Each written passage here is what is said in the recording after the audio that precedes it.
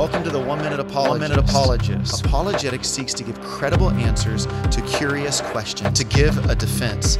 Can Jesus handle my doubts? I love the story in the Gospel of Matthew where John the Baptist is on death row and he begins to have a bout with doubt. And it says that he sends his disciples on to go and ask Jesus if he's really the Messiah.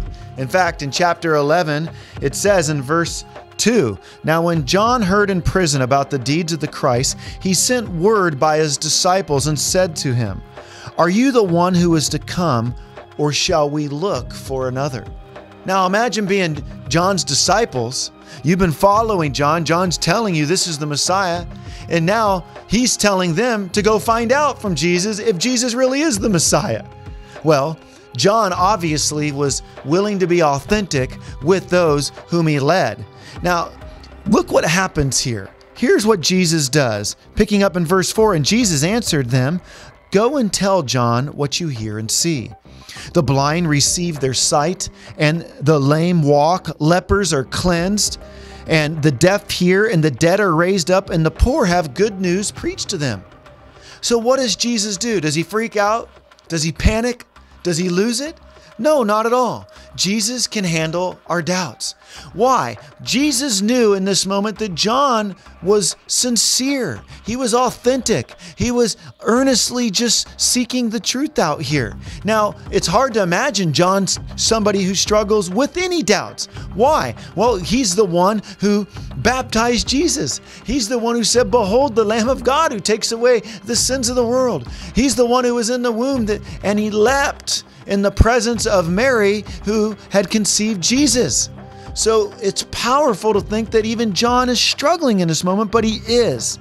He's suffering, and Jesus quietly affirms him by assuring his disciples. And then it goes on to say in verse 11 where Jesus says, "Truly I say to you, among those born of women, there has arisen no one greater than John the Baptist." Right on the heels of his doubts, Jesus says, no one's been born greater of a woman than him. Think about that. That is so assuring. There's a way for us as Christians, when we have questions, to authentically bring them to Jesus. John was not trying to be antagonistic. He just wanted to really make sure that he was the Messiah. And so he sent his disciples on, and Jesus doesn't lose it. Well, check it out.